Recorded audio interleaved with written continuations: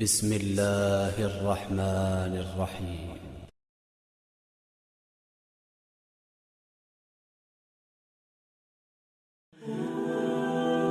Beberapa saat yang lalu saya dapat kiriman cerita,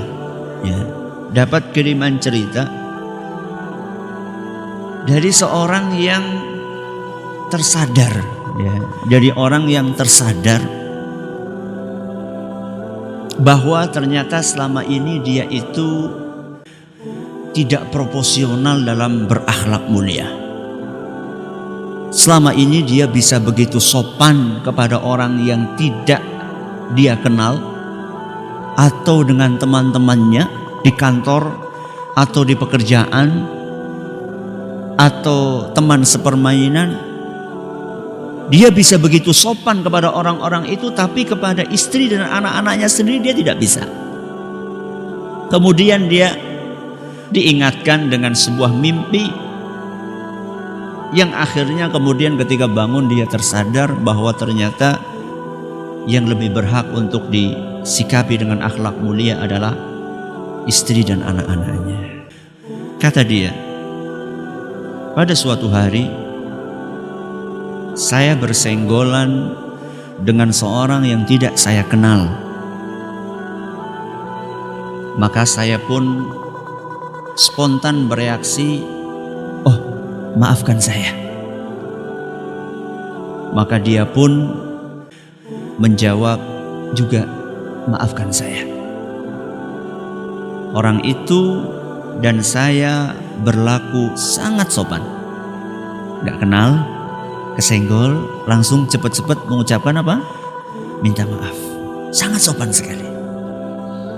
Maka kami pun berpisah dan saling mengucapkan salam. Subhanallah. Minta maaf, kemudian apa?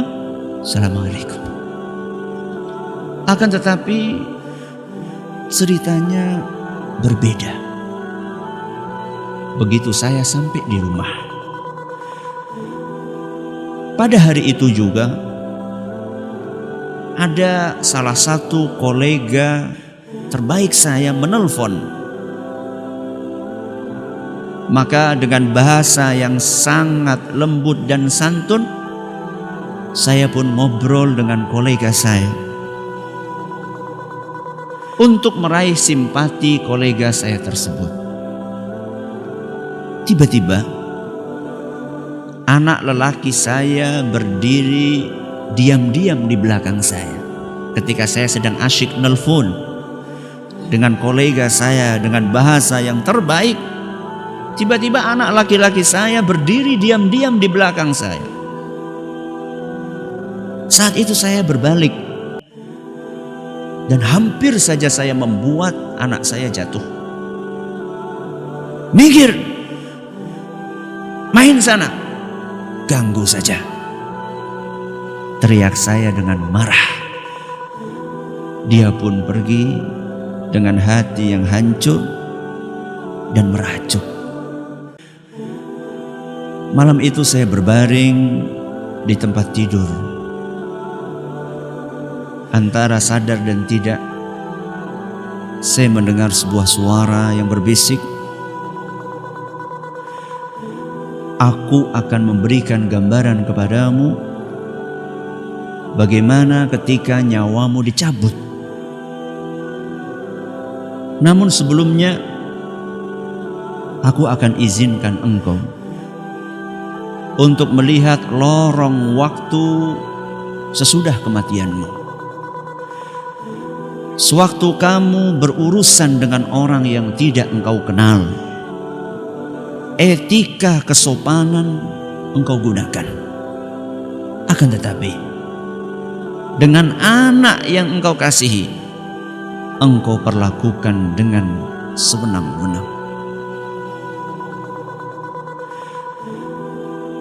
Akan kuberi lihat setelah kematianmu hari ini bagaimana sikap atasanmu, kolegamu, sahabat dunia mayamu, dan juga engkau akan melihat bagaimana sikap anak dan istrimu ketika engkau tinggalkan." Aku pun melihat Hari itu saat jenazahku masih diletakkan di ruang keluarga, ternyata hanya satu orang, sahabat dunia mayaku yang datang. Selebihnya hanya mendoakan lewat grup. Bahkan ada yang sama sekali tidak komentar apapun atas kematianku. Lalu teman-temanku sekantor hampir semuanya datang. Mereka hanya sesaat melihat jenazahku. Kemudian mereka asyik foto-foto dan mengobrol. Bahkan ada yang masih sempat asyik untuk membicarakan aibku sambil tersenyum-senyum. Bos yang aku hormati hanya datang sebentar, melihat jenazahku dalam hitungan menit, kemudian dia langsung pergi lagi.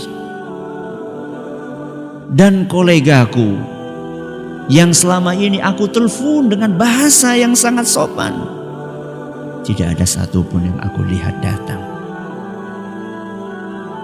Aku melihat anak-anakku menangis di pangkuan istriku. Yang paling kecil berusaha menggapai-gapai jenazahku, meminta aku bangun. Namun istriku menghalaunya. Istriku pingsan berkali-kali. Aku tidak pernah melihat dia sekacau itu. Kemudian aku teringat betapa sering aku acuhkan panggilan istriku yang mengajakku untuk mengobrol. Aku selalu sibuk dengan HP-ku, dengan kolega-kolegaku, dengan teman-teman dunia mayaku. Lalu aku lihat anak-anakku. Sering ku hardik dan ku bentak mereka saat aku sedang asyik dengan ponselku. Saat mereka ribut memintaku untuk aku temani. Ya Allah, maafkan aku. Pada hari yang ke-7 sejak kematianku, ternyata teman-temanku sudah melupakanku semuanya. Sampai detik ini aku tidak pernah mendengar ada di antara mereka yang mendoakanku. Perusahaan tempat aku bekerja telah menggantiku dengan karyawan yang lainnya. Teman-teman dunia maya masih sibuk dengan lelucon-lelucon di grup tanpa ada yang membahasku atau bersedih terhadap ketiadaanku di grup mereka. Namun aku melihat istriku masih pucat dan menangis. Air matanya selalu menetes saat anak-anakku bertanya, di mana bapak mereka? Aku melihat istriku begitu lunglai dan pucat. Kemana semangatmu istriku? Ya Allah, maafkan aku. Hari yang ke-40 sejak aku tiada. Teman-teman FB-ku, teman-teman Facebook-ku lenyap secara drastis. Semua memutuskan pertemanan denganku, seolah tidak ingin lagi melihat kenanganku semasa hidup. Bosku, teman-teman kerjaku, tidak ada satupun yang mengunjungiku di kuburan atau sekedar mendoakan dari rumahnya. Lalu kulihat keluargaku. Istriku sudah bisa tersenyum. Akan tetapi tatapannya masih kosong. Anak-anak masih ribut, menanyakan kapan bapaknya pulang. Dan yang paling kecil, yang paling kusayang, masih selalu menungguku di jendela menantikan aku datang. 15 tahun berlalu. Kulihat istriku sedang menyiapkan makanan untuk anak-anakku. sudah mulai kelihatan guratan tua dan lelah di wajahnya. Dia tidak pernah melupakan anak-anak untuk ziarah makam bapaknya. Jangan lupa berdoa setiap sholat. Sampai bertahun-tahun, anak-anak dan istriku pun masih terus mendoakanku di dalam sholat-sholat mereka, agar aku selalu berbahagia di akhirat sana. Lalu seketika aku terbangun. Aku terbangun dan terjatuh dari dipan. Ya Allah, alhamdulillah, ternyata aku cuma bermimpi. Pelan-pelan aku pergi ke kamar anakku dan berlutut di dekat tempat tidurnya. Masih aku lihat air mata di sudut matanya. Oh, kasihan sekali. Terlalu kencang aku membentak dia. Anakku,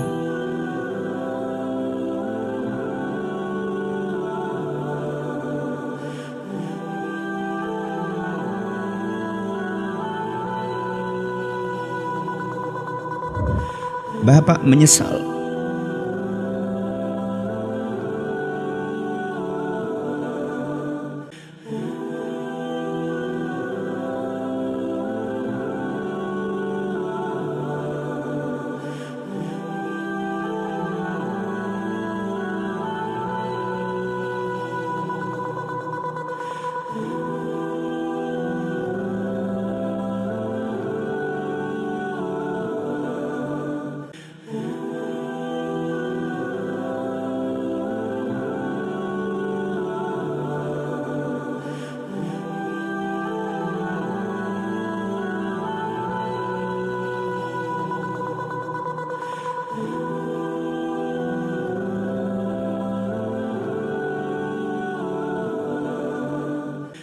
Anakku, Bapak menyesal.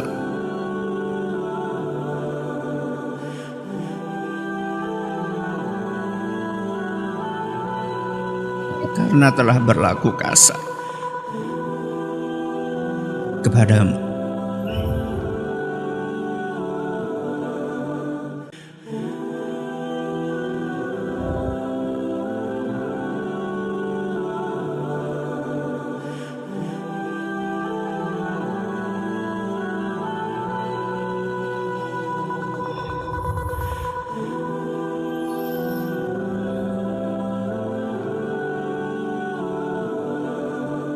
Maka si kecil pun bangun dan berkata, "Oh Bapak, tidak apa-apa. Aku tetap mencintaimu."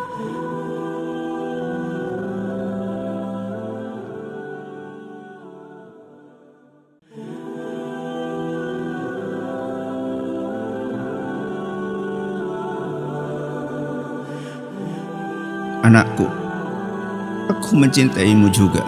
Aku benar-benar mencintaimu. Maafkan aku, anakku. Dan kupeluk anakku. Kuciumi pipi dan keningnya. Lalu kulihat istriku tertidur. Istriku yang sapaannya sering aku acuhkan. Ajakannya untuk berbicara sering aku sengaja berpura-pura tidak mendengarnya.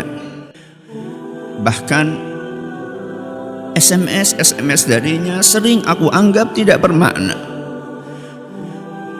Maafkan aku, istriku.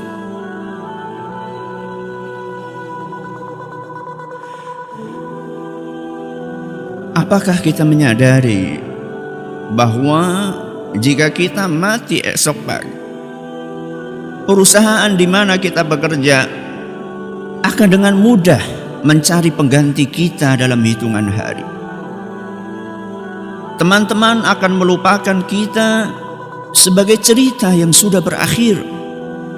Bahkan beberapa masih menceritakan aib-aib yang tidak sengaja kita lakukan. Teman-teman dunia maya pun tidak akan pernah membahas lagi, seolah kita tidak pernah mengisi hari-hari mereka. Lalu aku rebahkan diriku di samping istriku. HP-ku masih terus bergetar. Berpuluh-puluh notifikasi masuk menyapaku, menggelitik untuk aku buka. Akan tetapi tidak. Aku matikan HP-ku. Aku pejamkan mata. Maaf, bukan kalian yang akan membawaku ke surga. Bukan kalian yang akan menolongku dari api neraka. Akan tetapi ini dia keluargaku. Keluarga yang kita tinggalkan, yang saat kita tinggalkan akan merasakan kehilangan selama sisa hidup mereka.